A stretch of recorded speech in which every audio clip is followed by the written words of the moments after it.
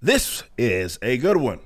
CW and many other entertainment properties, but we're going to be talking about the CW today. Bleeding, absolutely bleeding monies. We did a video the other day talking about the streaming services of Disney losing $1.5 billion over the course of the last quarter. That's what it was. And they're thinking that they won't be profitable until like at least the end of 2024. They seem to already concede then on next year. But with this here, the CW, which consisted of a lot of shows that many people pretended to like. And by people, I mean, maybe some of them may be real, others may be bot, stand accounts, weirdos on Twitter, those types. Hey, this is awesome. I'm so enthusiastic about this. I'm going to change my profile picture to be Batwoman. Black Batwoman, right? Tokenized character of a tokenized character. You see that. And come to find out that this company was just losing money out the wazoo. Coming from the Hollywood Reporter, it's 3 days ago. Nextstar's next battle, making the CW numbers work. Unpacking the Paramount and Warner Bros. Discovery deal that saw the sellers pay $54 million to unload the broadcaster. $54 million, that sounds rather cheap for that.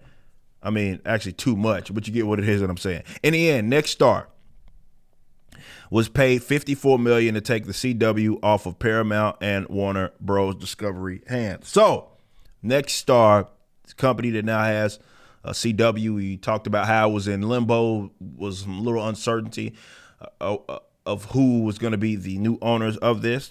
And actually, that's an oversimplification. In fact, Nextstar, led by CEO Perry Sook, was given its 75% stake in the network for free.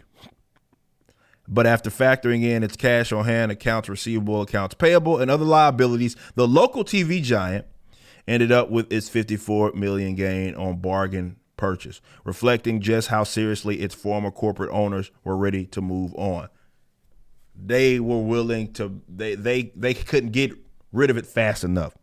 The National Broadcast Network, a distant number 5, had long been known to be a money pit, is what they called it.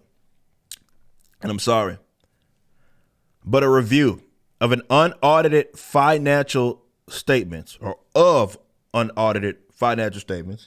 shed some light on the complex finances of the network and just how big of a challenge it will be for Nextstar to turn its fortunes around to meet its goal of profitability by 2025. So their goal for this network is to have the profitability by way of 2025. You know, you're seeing that some of these companies, because as I just mentioned with Disney, they're conceding the next year and large part of the year after that in terms of them not making money. According to the Hollywood Reporter analysis of the financial statements that were included in Nextstar's latest quarterly filing with the SEC in November the 9th, the CW had revenue of about $100 million per quarter in 2021-22 for an annual rate of $370 to $405 million. However, it had annualized losses between $300 million and $400 million. Holy crap. In other words, and this is the thing,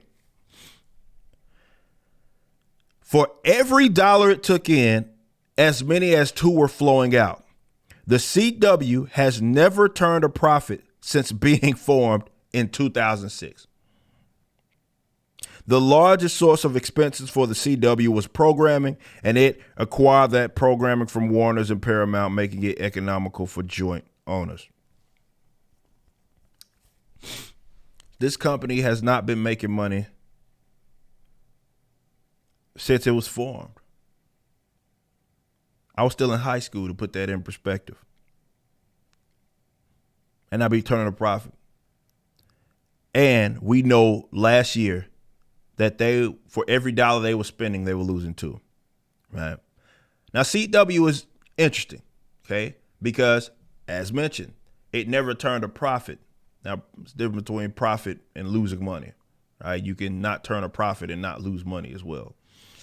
You can break even and such. So we understand that, but it was obviously very significant over the last year, and that it was losing money. Now, if you were on the internet, or social media, it didn't seem that way, right? You guys are so enthusiastic about that woman, Supergirl, the turn that and big shout out. I owe some of my comic book, as far as me being a comic book commentator, I owe a lot of the growth to the CW. You know why? Because for many of you, it was my Supergirl video that led you to my channel. That Supergirl video was my most viewed video, I think, ever, right? Of commentary video, that is, that I had ever done. And I remember when it blew up, the channel, we had tens of thousands of subscribers back then, don't get me wrong, but it obviously just really grew because of that. So shout out to the CW for that. But like I said, you on the internet, it was like, man, this stuff is all good. Everybody loves it. It's awesome. It's fantastic. Everybody's all stoked, enthusiastic about these shows. No, they're not. You weren't putting enough eyes on it to bring in the money that it could from the various sources of income that it is that they have. And that's really what this ultimately boils down to. Eyes equal money in some ways. Yeah, you can have bad spending habits, and I'm not saying that the CW didn't. They obviously did. What I'm saying is the enthusiasm was never near to what the internet made it pretended as if it was. And this is yet another lesson for anybody that's entering into the entertainment sphere, right? Stop trying to go after an audience. CW was known for that. CW joke. Remember that joke that what's his name told in the Supergirl? It was like the first season. Cat, I believe. That tells you everything. Like, they even were very aware of the perception kind of it was with the CW. And these weirdos are simply going after an audience that doesn't exist. I'm going to be completely honest. I'd say they don't exist because it's not really a demographic, a targetable demographic.